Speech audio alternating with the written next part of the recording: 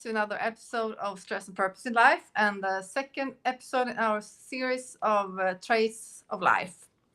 I'm your host Stina, and today's episode is all about looking how into two traits. We talked about resilience last time. Now it's resilience and kindness, and those two goes quite hand in hand. But sometimes you think, oh, it's not. It's not quite opposite, but it's not. Um, the secret is you get lasting resilience when softening a bit and being kind to the external and internal environment. And so I think that kindness is one of the foundations of resilience. Do you agree, DR? I do. I absolutely do. Yeah, Great. and I also think that people should be aware of this because most people do not frame this properly. Kindness is not a weakness. Kindness is a super strength. Yeah, yeah, it is. And in today's environment, you need to really think about kindness because it is such a turbulent environment that we live in, and everything that's going on is quite difficult to perhaps be kind to yourself. And well, we're going to look into this more in detail how we can do that, and also based on your tiny tail land, also for how we can apply that in organizations and corporations. Uh-huh.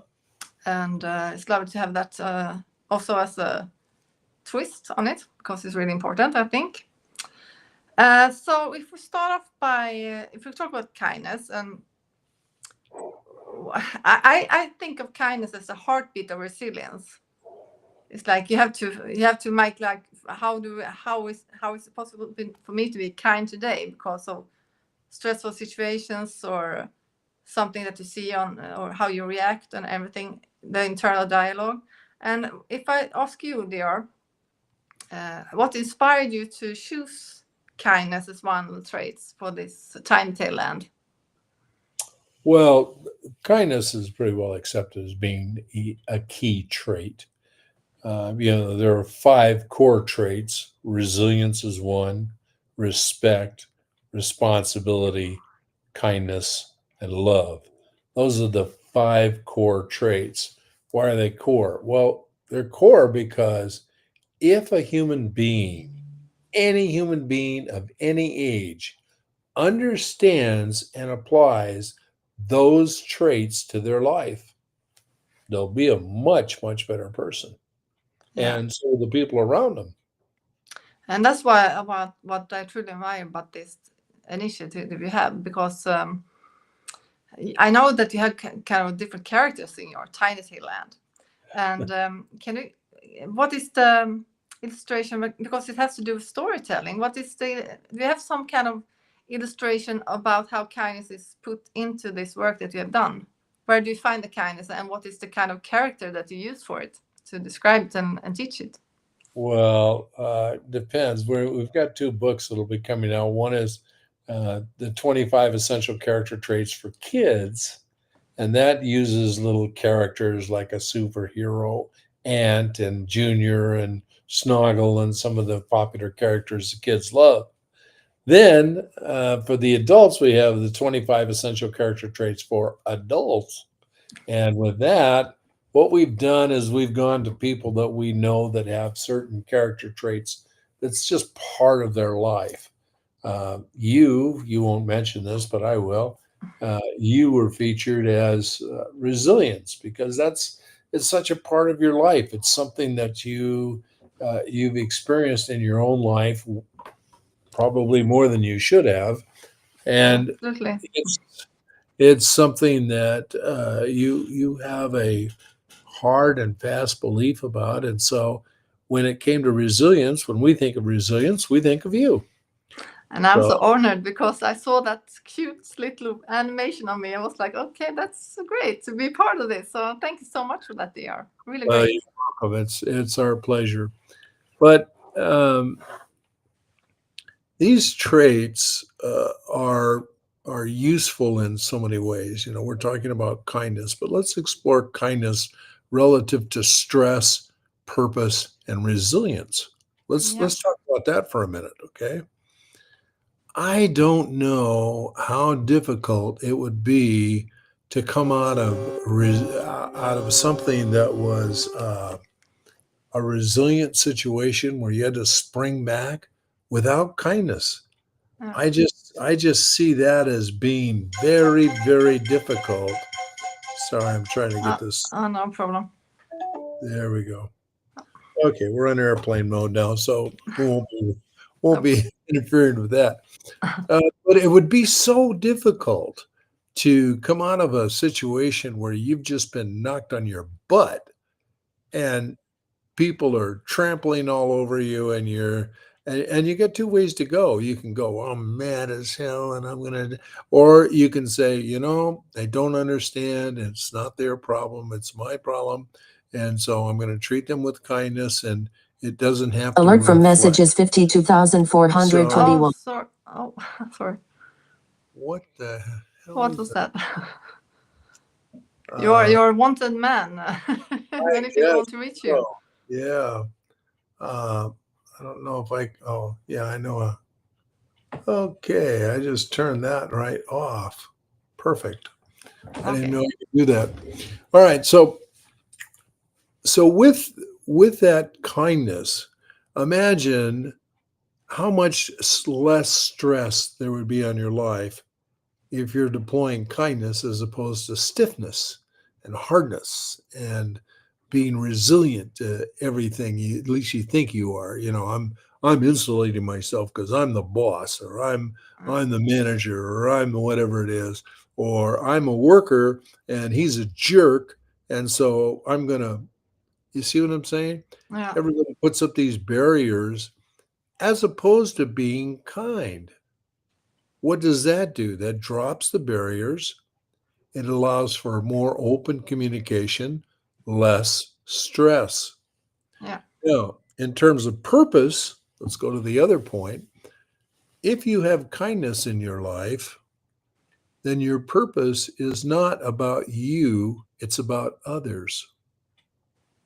I agree. So that's how kindness applies, and that's how we use it in Tiny Tales, because we want to teach children that.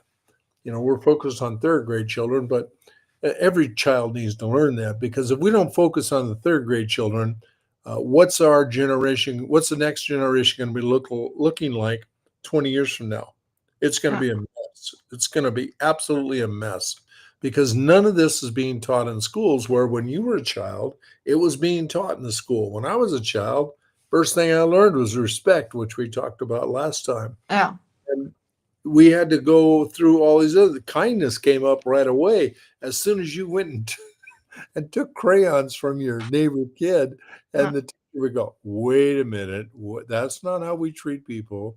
We treat them with kindness. And there was your very first lesson on kindness. So we did those things, but now it's like, oh, you can't say anything to Johnny about taking crayons from another kid. Don't upset anything. And then the parents might get upset because you said something to the child. Yeah. It's a mess. So anyway. Yeah, but that's important, and that is such a universal problem right now, because we get more and more critical and more. You're not allowed to do much. That's correct. Very narrowed, and that's why it's so good to have it. If we have the classrooms already. And I was thinking about, because if we now move to the boardrooms and the organizations and the leadership styles and everything, and I feel that we're missing out on kindness many times. We have leaders that are assertive and depending on where in the world we are, of course, different kind of levels on that. But they lack that kindness, or perhaps the stress is making them not being aware of that they're not kind. And in ever-changing environment, I think that is really important to really stress that it's important to have. But I was going to ask you then, because what do you think are the signs of having a workplace that are less of kindness, and how can we make that organization shift to being a more kinder one with your method? Okay, look, my experience is, since I've been 21, I'm 78 now. I've been a CEO of one company or another. This is my 30th company that I have right now. Yeah. And I can tell you that the only way I know how to lead is with kindness, because I never looked at it as a weakness. I don't have to stand up there and say, "I'm the boss. You have to listen to me." As soon as you say something like that, or you say, "Listen, I'm in charge. This is what we're going to do." As soon as you say those things, you've lost. You're Yeah. not in charge. You've lost it. So the other thing is just human decency.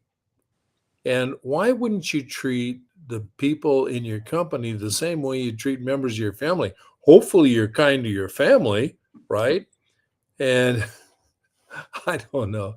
Yeah. One of the things in my life over the years that I'm most proud of is that of all the companies I've had, 89.9% of those people that I hired when I started the company or bought the company, Mhm. they were still there when I exited the company. Yeah, and that's a good one. Then it shows that you're a great leader and Well, it shows kind that leader. it shows that I was kind. I Yeah. can absolutely guarantee you that. I was kind, I was open, I was transparent, I was engaging, I was somebody that they could turn to without judgment, somebody that they could go to, and I would kindly give them an answer as opposed to, "Well, this is the answer. Thanks. See ya." Doesn't work. Yeah. Yeah. But what do you think about then what the challenges are now when we look at today's environment? We have AI, we have all the transformational environment that organizations gonna go through and are in, like a global shift. Messages. Margaret Rawson. Oh, sorry. Yeah. Nope. Go ahead. Go ahead. Yeah. But do you think that the role of kindness and resilience, I mean, they're gonna go hand in hand, of course, but how can people navigate that when it's such a shifting environment and the organization? I mean, for or CX levels and also for people that just are trying to get their roles and everything. They don't know where they're heading in the future, and how can that role? What role does kindness have in that to accept that or respect or what? Where can we find that in an organization to really help us Well, out? first of all, kindness, once you understand and practice kindness, it's a part of who you are. And it also affects everything you do. So somebody comes in and says, "Well, you're going to have to incorporate AI into your job now." And if you're not a kind person, you would go, "Oh, great. Here's another thing that's just going to mess with my life." Or the other person would say, if they were kind, they would say, "Wow, that's interesting. Okay, is that going to help me or is that going to hurt me? Or should I look for this or should I look for that?" That's a kind approach, right? And So, it's also a growth-minded approach. yeah, A growth-minded approach. I think that is something that I really am focusing on as well, because growth-minded people, we're going to survive if we're all growth-minded in this environment. It has to do with kindness. I agree. It's perfect. Yeah, yeah. It absolutely.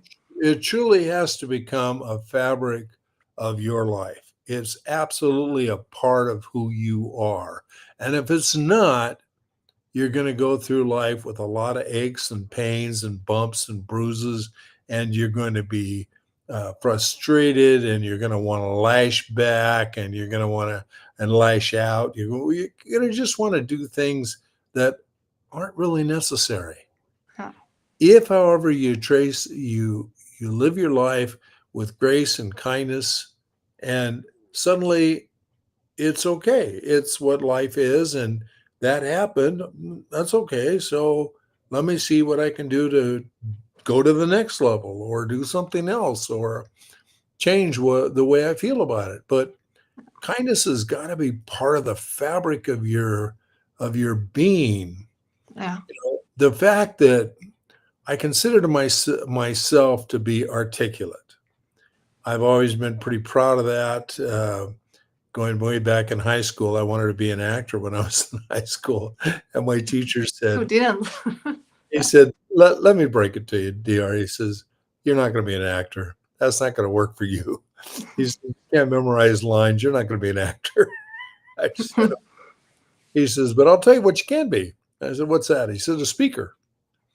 And so, as a result of that kindness on his part, being so honest with me, Yeah. I've had a wonderful life of speaking all over the world. And so that's been kind of cool as well. Yeah. But that was a function of, oh, okay.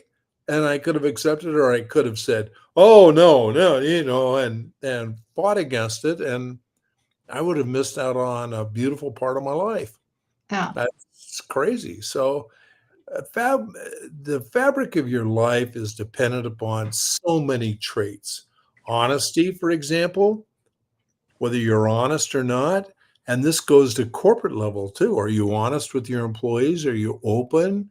Are you transparent?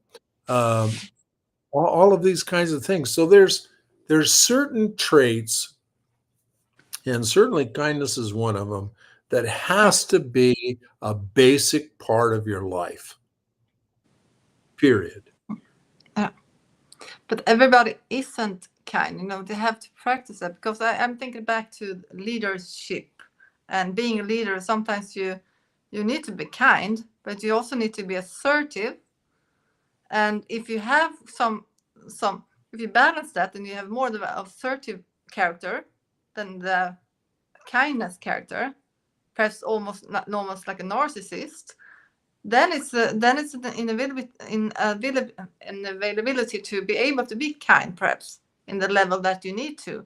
But do you say then that you can anyway practice this if you have difficulty to feel empathy, or have not the time to be too kind, or because people are in different situations at work and also in private life? And then what do you think about that?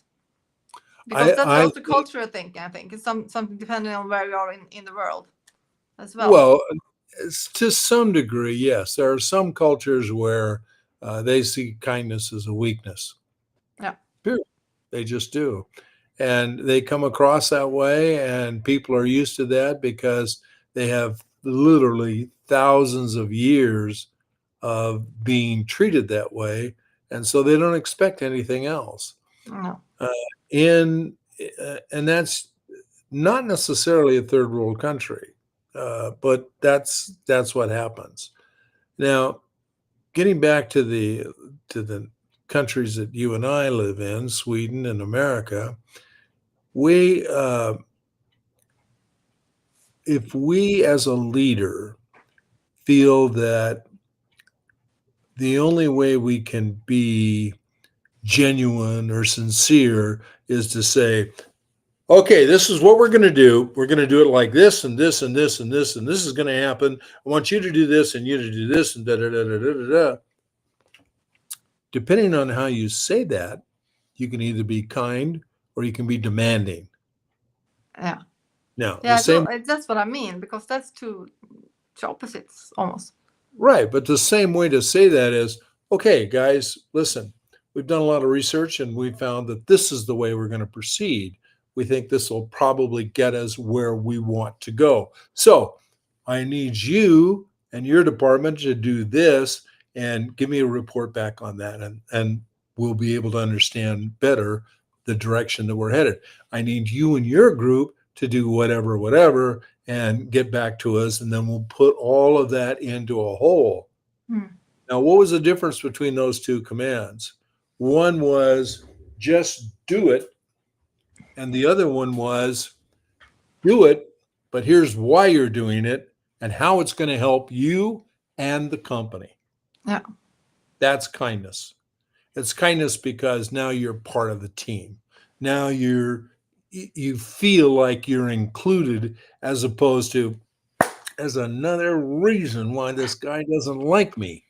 And it's horrible. It's It doesn't absolutely work. horrible. Yeah. Yeah, because I love that, because I actually think that teams are so important in organizations. And if you have that kindness and kind leadership, I think that tends to lead to less stressful teams, less stressful individuals, and also with the burnout, people get burnout less, perhaps, hopefully, and also the ability to adapt to those uncertain times that we are going to face. I think that Right. that spirit of being kind then is really important. So I'm curious then, because this is a It also, shift then, I think. But yeah, sorry, you can answer that. it What do you also think creates an before? environment where the employee feels like they can come up and go, God, boss, I really didn't understand that. Why is our department going to do this? And they feel like they can ask that question as opposed to the first example I gave, which is your department's going to do it, go do it. Oh. Now, that doesn't really say, and if you have any problems or questions, come talk to me. Yeah. The second one says, we're on the same team. And so if you got a problem, just come ask me and I'll explain it again or explain something differently and you can go forward. Oh. There's a big difference. And what did it take? The difference in those two statements was what? Less than a minute? You have So to think about it, how you're gonna speak, because it's really important. I'm just curious here because what I was gonna head to these questions, because I think this could be something revolutionary. I told you that already. I really love this concept. And do you think then, if you look at board level and CXO level, do you think that they're going to see like, okay, this is a return on investment thinking, and that you like kindness and resilience should be like essential part of success? Oh, absolutely. And like a competitive advantage for the future. Absolutely. Absolutely. Let me just give you some practical real world knowledge that I've acquired over the years Absolutely, please. in terms of leadership. If you lead with that former example that I gave you, I can tell you your bottom line won't be as big as mine because my people are interested in making the company go forward. They're included. So they feel like it's their company. End result, I keep people longer than you do. I don't have to retrain people every 30 days, every 60 days because I'm hiring. Because these people all feel like they're part of the team. Why the heck would they leave? They're part of the team. And so consequently, my bottom line grows because I don't have to redo everything because I screwed it up because I just yelled at the people as opposed to gave some sort of kindness. And that's huge. That is unbelievably huge. Yeah. If you look at the training costs, depending on the size of the company, it can be a substantial percentage. Now it may be out 4 points, but it doesn't matter. It's substantial for what it is that you have to do that. And it takes a lot of people's time and they have to redo what they've done. If you ask any HR person, listen, how would you like to just train the person and forget it? You gave them the onboarding package, you gave them everything they needed to know, and they went out into their department and they did a great job. And you didn't have to go, is there anything else you need to know or whatever? Because you did your job. Now that's pretty interesting. Are you still there? Yeah, I'm still here. Yeah. So I think that these little I things, don't know what happened here. Are you there? I'm here. I'm here. Can you got it?